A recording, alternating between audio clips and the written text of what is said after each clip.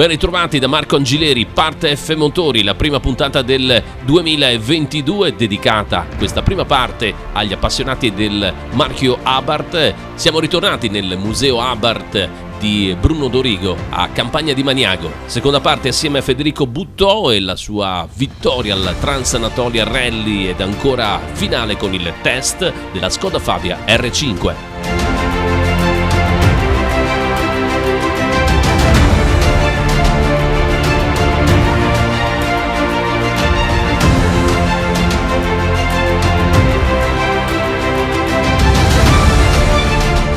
Ci siamo trasferiti nella zona pista per quanto riguarda l'Abarth. Qua un'altra pagina di storia. Sì, qua è un'altra pagina di storia.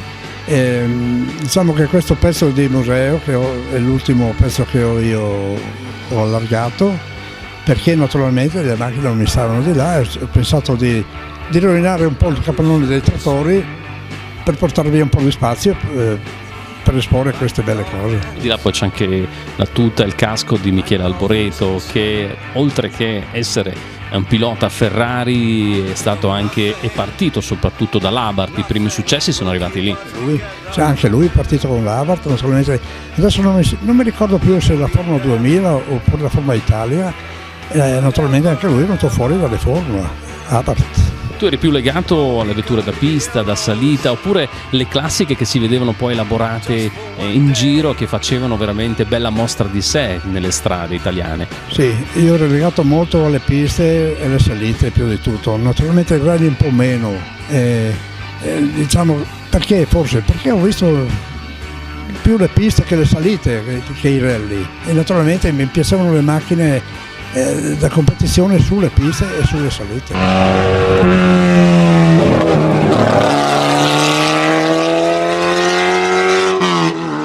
E poi, parlando di rally, hai avuto anche la possibilità di essere ammirato in tutto il tuo lavoro anche da Niki Biasion, 2 volte campione del mondo rally. Sì, Niki Biasion in particolare è sempre disponibile, è una persona molto, molto simpatica, e poi quando lo chiami lui è sempre pronto. È stato anche Cunico, Piero Longhi, sì, è stata gente molto importante. Naturalmente Johannes Ortner, l'austriaco, che è pilota molto famoso per il marchio Abarth, è stato un campione con l'Abarth, diciamo. Parliamo dei tempi moderni, c'è questo rilancio per quanto riguarda il marchio Abarth, che però non è la cosa che forse tu prediligi. Ma i tempi moderni diciamo che sono cambiati veramente, perché sono tutto all'opposto. Naturalmente le Abarth di oggi sono Abarth per modo di dire. Diciamo che la 500 è molto simpatica e anche bella, macchina molto grintosa, non posso neanche sputare su questo marchio, perché la macchina è valida, dai, è bella. Come in tutte le belle collezioni manca però un pezzo. Qual è il rammarico, Bruno? Il rammarico, mi piacerebbe avere un bel 1000 SP, un 4 fari. Non voglio il 3000 per l'amor di Dio, ma almeno un 1000 Cune, un 1000 SP, una barchietta, in poche parole, mi piacerebbe averla, però sono già prezzi, quindi non è per il mio, non è per la mia portata, ecco. Dando un'occhiata così ai tanti documenti che tu hai, contratti di piloti, qual è quello più particolare, quello che ti ha un po' colpito, le cose diciamo che hanno fatto la storia di Abarth, che tu hai proprio in un archivio privato? Mi ha colpito molto quello di Franco Patria. Franco Patria purtroppo è stato un ragazzo molto giovane, bravo ragazzo, un bravo pilota, ha avuto la sfortuna che quando usciva dai box purtroppo è mancato, e naturalmente lui, io so che non so se ha fatto 13 gare e 13 gare le aveva vinte tutte, era un pilota molto bravo e mi è rimasto. Perché purtroppo è mancato così giovane. Naturalmente una morte bestiale, perché lui usciva dai box, passato l'altro gli ha portato via la testa. E naturalmente dopo anche gli altri, però in particolare lui. Non ho conosciuto, io ho conosciuto bene come pilota Leo Cella negli anni 60, lui veniva su in Svizzera e l'ho fatto molto amico con lui, e poi naturalmente anche Merzario, non ne parliamo di Ortner.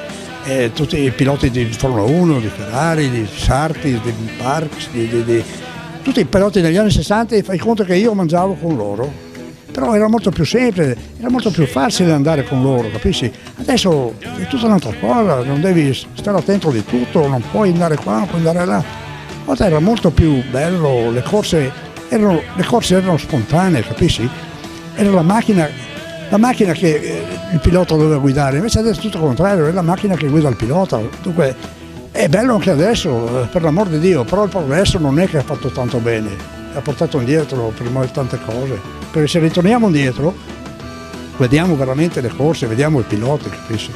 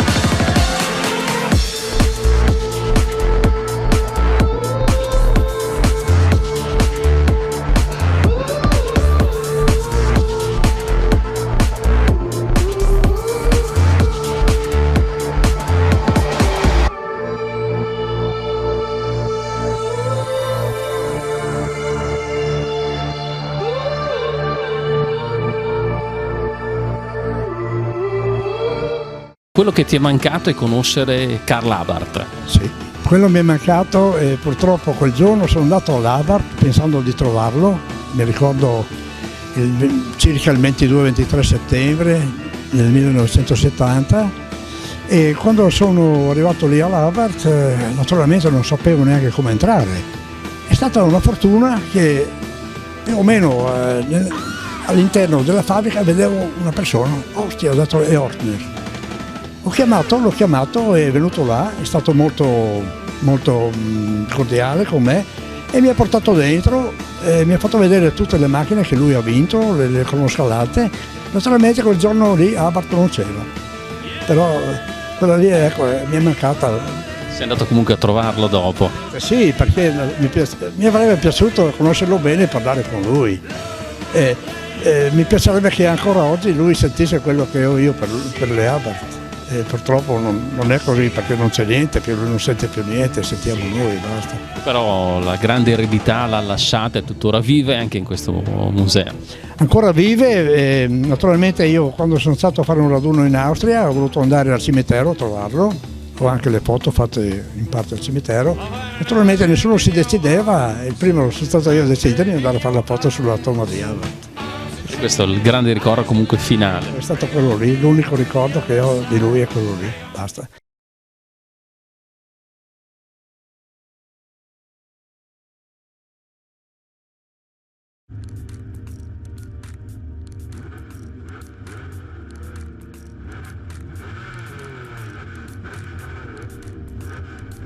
Da Maniago, dallo splendido museo Abarth di Bruno Dorigo, cambiamo marchio, Alfa Romeo, ed un pilota che ha legato il suo nome, oltre che alla casa del Biscione, anche a Ferrari Abarth. Lui è Arturo Merzario.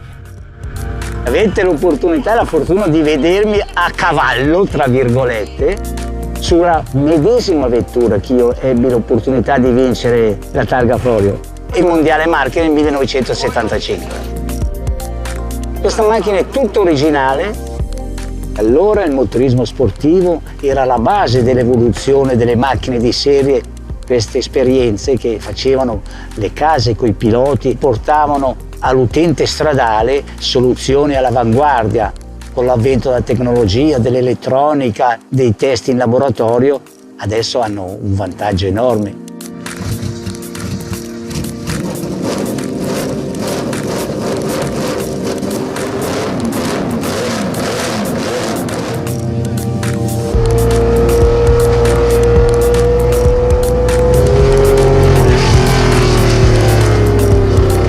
Divenire pilota ufficiale di una casa come l'Alfa Romeo, che credo dai primi Novecento in poi abbia insegnato al mondo intero a costruire le automobili, è stata all'avanguardia, si può dire, su tutto, compreso l'utilizzo di materiali particolari, l'utilizzo di una specie di galleria del vento.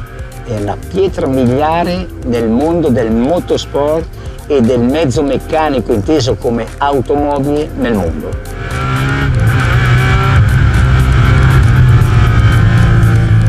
Essere un pilota ufficiale dell'Alfa Romeo, lo sono stato per 5 anni, è un fiore all'occhiello. È tutto per F Motori con questa ultima puntata del 2017. Vi aspetto fra 7 giorni. Da Marco Angileri tanti auguri di buone feste.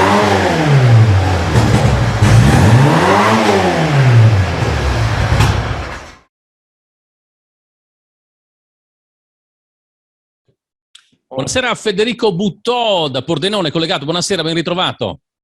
Ciao Marco, come stai? Tutto bene, ma siamo qua soprattutto per parlare di te, di quella che è stata una gran bella avventura al Transanatolia, un rally raid concluso in prima posizione dopo così una serie, diciamo, di chilometri parecchi, prove speciali 1800 erotti, oltre 2000 chilometri percorsi, un successo non dico inesperato, ma avevi tanta concorrenza soprattutto con vetture classiche. Voi avete vinto con un Can-Am Maverick, che è un side by side, un buggy, per dare dei riferimenti agli amici a casa. È stato un successo a tutto tondo il vostro. Sì, è stato un successo, abbiamo vinto praticamente davanti a una schiera di 29 turchi molto molto agguerriti ed eravamo l'unico equipaggio italiano, perché in moto, nella categoria delle moto, abbiamo vinto anche lì e c'erano parecchie moto, ma in macchina ero l'unico equipaggio, pertanto loro sono molto nazionalisti e sono molto agguerriti, ecco. Però è stata un'esperienza molto, molto bella, sicuramente, ecco. Allora, parlaci di questo territorio, chiaramente non usuale per quanto riguarda anche le tue esperienze, anche se poi nei raid, ricordo, non so, in Grecia, dove sei andato bene in passato, però lì cambiava un po' lo scenario, soprattutto bisogna fare i conti con i chilometraggi delle prove speciali molto impegnative, molto lunghe, e saper gestire anche come pilota, come navigatore al tuo fianco gare di questo genere. Sì, perché praticamente lì noi facevamo, ci sono stati 8 giorni di 8 giorni di gara, facevamo da 150, erano 3 speciali, ogni giorno erano 3 speciali che si aggiravano dai 100 ai 120 km, quindi un 350 km al giorno di speciale e un 150 km di trasferimento, quindi alla fine facevamo praticamente 500 km al giorno per 7 giorni di gara più il primo giorno di un prologo di una cinquantina di chilometri.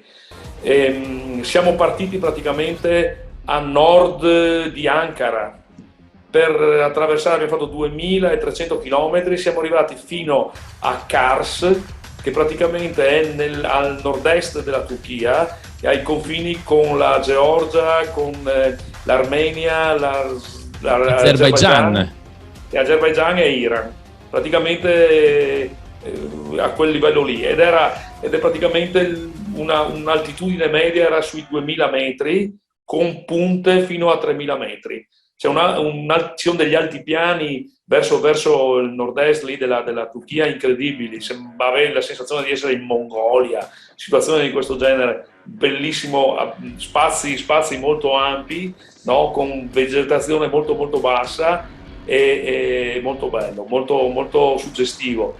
Non è che sono riuscito proprio a vedere i paesaggi così bene, però la sensazione, diciamo, era incredibile, essere completamente da un'altra parte del mondo.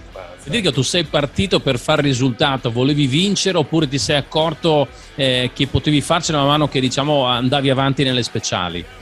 Allora, partire non conoscevo gli avversari sostanzialmente, quindi il nostro piano di gara era fin dall'inizio quello di partire e di vedere più o meno dove ci collocavamo e in relazione a quello decidere che tipo di strategia tenere. In realtà noi siamo partiti, abbiamo vinto il prologo e dopo abbiamo vinto abbastanza, non tutte le speciali, non tutte le tappe, però ad ogni tappa aumentavamo il nostro distacco sul secondo e quindi questo ci ha permesso di gestire sostanzialmente la gara. Ecco, l'abbiamo gestita abbastanza, invece gli altri concorrenti hanno preso sovente dei rischi che noi francamente non abbiamo mai preso. Forse l'esperienza, anche la conoscenza del mezzo ha inciso. Sì, direi che sì, direi che sicuramente è stato fondamentale, perché, torno a dire, piedi pesanti, molto, molto pesanti questi concorrenti, e anche navigavano anche bene, però secondo me la gara l'abbiamo vinta come gestione di gara, perché chiaramente su gare su 2000 km di speciali non puoi andare al 110%, non riesci ad andare al 110% ed è un errore, e loro lo hanno manifestato, perché andando così forte sbagliavano, cosa che invece noi non abbiamo, né io né il mio navigatore Filippo Ippolito, abbiamo sbagliato molto poco, abbiamo gestito la gara molto bene.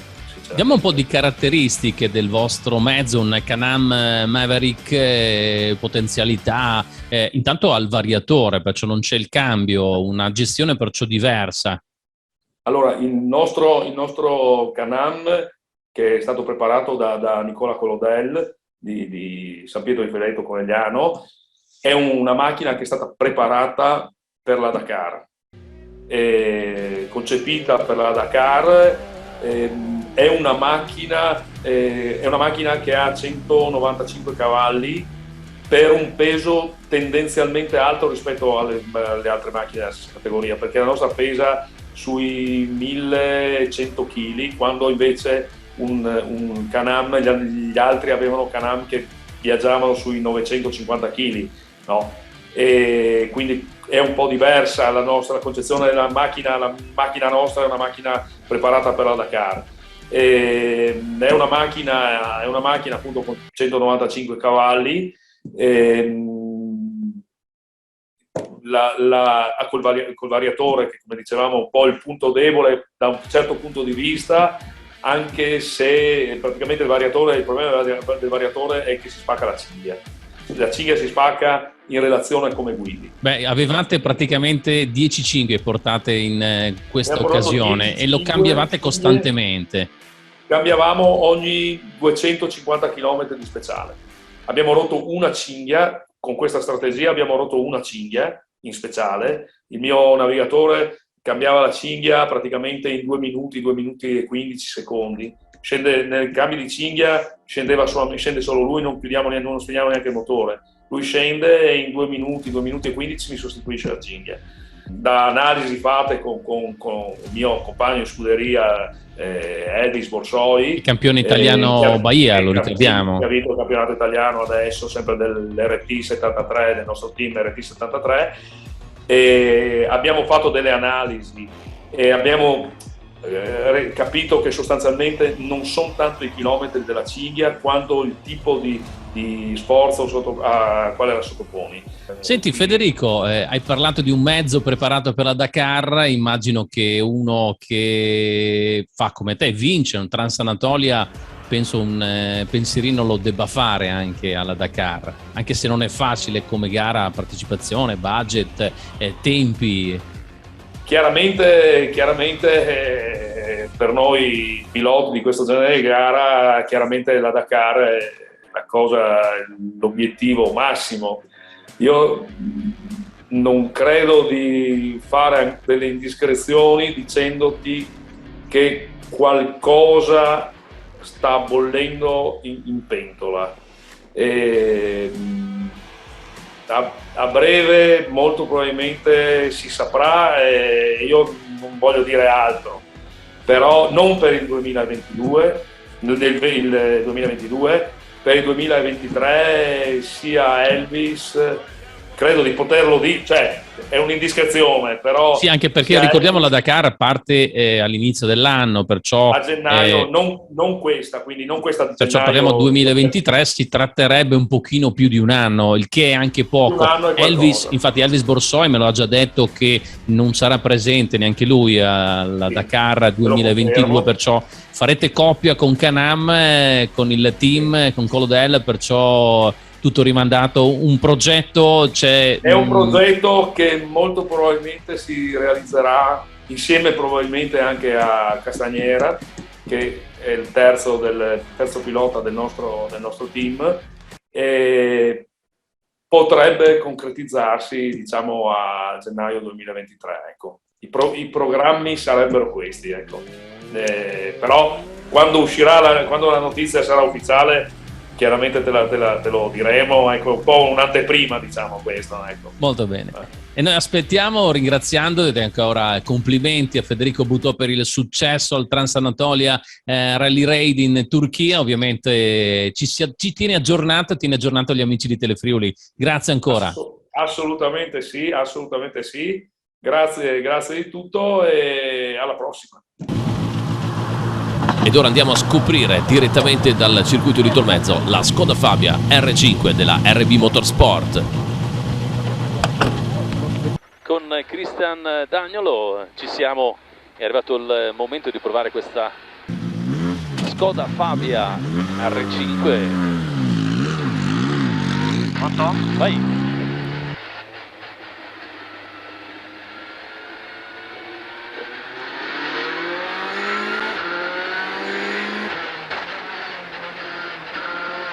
Skoda Fabia R5 è una delle protagoniste nei rally internazionali, con un propulsore 1600, 4 cilindri, 16 valvole turbo.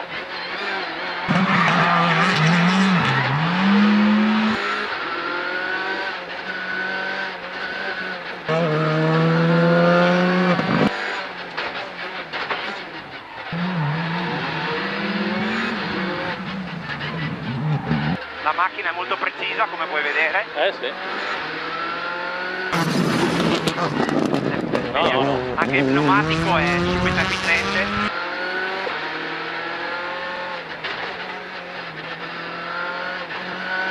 ...280 cavalli, cambio sequenziale a 5 rapporti, trazione integrale gestita da 2 differenziali autobloccanti meccanici, peso totale 1230 kg. Alla cam block. Alla cam block.